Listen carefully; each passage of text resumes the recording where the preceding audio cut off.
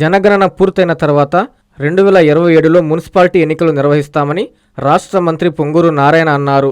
ప్రకాశం జిల్లా కందుకూరులో మంత్రి నారాయణ ఆకస్మికంగా పర్యటించారు. ఈ సందర్భంగా ఎమ్మెల్యే ఇంటూరి నాగేశ్వరరావుతో కలిసి పలు అభివృద్ధి పనులను ఆయన పరిశీలించారు. అలాగే టిట్కో కాలనీ, ఎంఐజీ లేఅవుట్, డివైడర్లు, సెంట్రల్ లైటింగ్ పనులను కూడా సందర్శించారు. మంత్రి నారాయణ మాట్లాడుతూ ఎంఐజీ లేఅవుట్ పనులు త్వరలోనే ప్రారంభిస్తామని చెప్పారు. జగన్ ప్రభుత్వం టిట్కో ఇళ్ల నిర్మాణాన్ని మధ్యలోనే నిలిపివేసిందని చెప్పారు.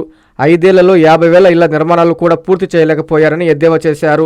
వచ్చే జూన్ నాటికి 163 ప్రాంతాల్లో టిట్కో ఇళ్ల నిర్మాణం పూర్తి చేస్తామని హామీ ఇచ్చారు.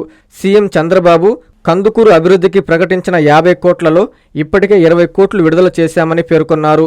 మరో 30 కోట్ల నిధులను త్వరలోనే విడుదల చేస్తామని స్పష్టం చేశారు. ఈ కార్యక్రమంలో టీడీపీ శ్రేణులు, అధికారులు తదితరులు పాల్గొన్నారు. ఇక్కడ ఒక లేఅవుట్ ఎప్పుడుగా యాక్చువల్గా అది పెండింగ్ ఉంది. ఆ కాంట్రాక్ట్ చేసి వదిలేశారు. ఏదైతే ఆ కాంట్రాక్ట్ ఉందో దాన్ని క్యాన్సిల్ చేశాము. మళ్ళీ దాన్ని టెండర్ యాక్చువల్గా పిలవమని ఆదేశించారు. అంతేకాకుండా ఆ ల్యాండ్ కొంత చిన్న డిస్ప్యూట్ ఉంది. అంటే సబ్ డివిజన్ సరిగా చేయక సబ్ డివిజన్ ప్రాబ్లం వల్ల ఎండోమెంట్ వాళ్ళు యాక్చువల్గా దాన్ని క్వరీ చేశారు. దాన్ని యాక్చువల్గా సెక్రటరీ గారితో కలెక్టర్తో మాట్లాడి క్లియర్ చేసాము. క్లియర్ అయిపోయింది. ఎటువంటి లీగల్ ప్రాబ్లం లేదు.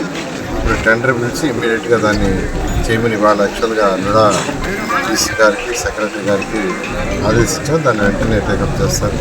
అదేవిధంగా టిట్కో హౌసెస్ 2014-19లో ఎంతో ప్రతిష్టాత్మకంగా పేదవాడు చక్కగా మంచి ఇళ్లలో ఉండాలని ఆ రోజు కట్టడం.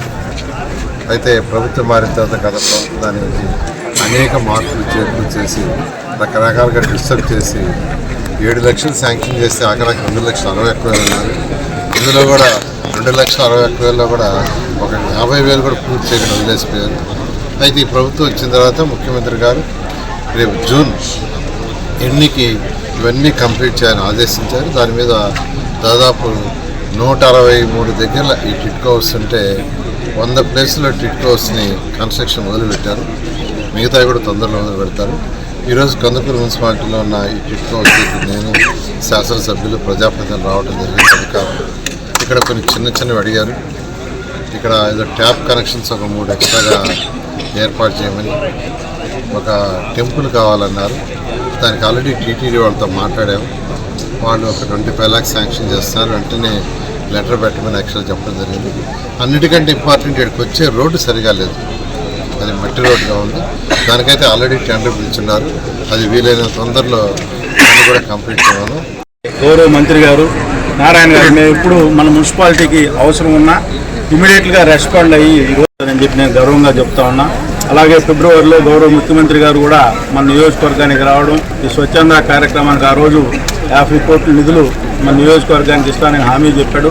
దానిలో భాగంగా ఇప్పటికే గౌరవ మంత్రి గారు 20 కోట్ల రూపాయలు మన నియోజకవర్గానికి, మన మున్సిపాలిటీకి సహాయ సహకారాలు అందించారు. ఇప్పుడు ఈరోజు సార్ నేను గ్రాండ్గా వెల్కమ్ చేద్దామని ఈరోజు అన్ఎక్స్పెక్టెడ్గా వచ్చారు మన నియోజకవర్గానికి. ఈరోజు టౌన్లో నాకు ఒక మంచి పేరు వస్తూ ఉందంటే దాంట్లో మంత్రి నారాయణ గారి సహాయ సహకారాలతో ఈరోజు టౌన్లో ఉన్న డెవలప్మెంట్ అంతా కూడా.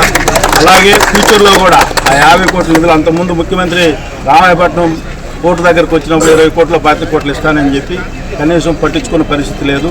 ఈ సంవత్సరం 18 నెలల కాలంలోనే మన మున్సిపాలిటీలో డెవలప్మెంట్ అంతా చూస్తూ ఉన్నారు. రాబోయే సంవత్సరాల్లో కూడా గౌరవ మంత్రి గారి సహాయ సహకారాలతో ఈ కందుకూరు మున్సిపాలిటీని తీర్చిదిద్ది కందుకూరు పట్టణ ప్రజల మనోభావాలు గెలుచుకునే విధంగా పనిచేస్తానని చెప్పి ఈరోజు మంత్రి గారు మన నియోజకవర్గానికి రావడం చాలా సంతోషకరం. అలాగే ఇప్పుడు ఎంఐజీ లేఅవుట్ కూడా మీ అందరికీ కూడా తెలుసు. అది 22 ఏళ్ళు అదే ఎండోమెంట్లో ఉంటే గౌరవ మంత్రి గారే పర్సనల్గా తీసుకొని కలెక్టర్ గారికి, ఎండోమెంట్ కమిషనర్ గారికి చెప్పి అది ఎండోమెంట్లో నుంచి కూడా క్లియర్ చేసినందుకు గౌరవ మంత్రి గారికి హృదయపూర్వక ధన్యవాదాలు తెలియజేసుకుంటా ఉన్నాం.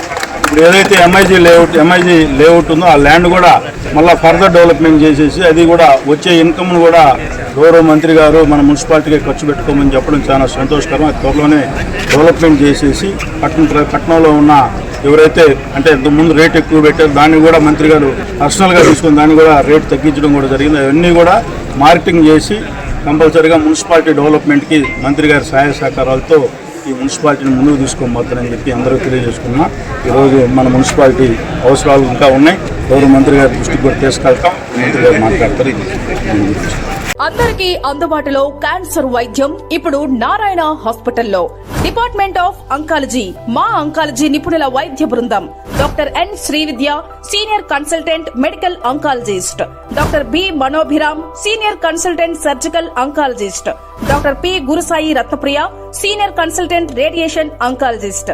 క్యాన్సర్ స్క్రీనింగ్ పరీక్షలు ఉచితం. మహిళలకు CBP, complete blood picture, chest X ray, ultrasound, abdomen and pelvis, mammogram, pap smear, CA-125 cancer antigen test, cancer specialist, gynaecologist and dentist ఉచిత కన్సల్టేషన్. పురుషులకు CBP, complete blood picture, chest X ray, ultrasound, abdomen and pelvis, PSA పోస్ట్రేట్ specific antigen test, cancer specialist and dentist ఉచిత consultation.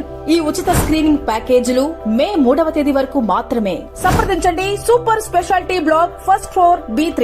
Appointment కొరకు 9640100555. 24 గంటలు emergency సేవల కొరకు 9037104108.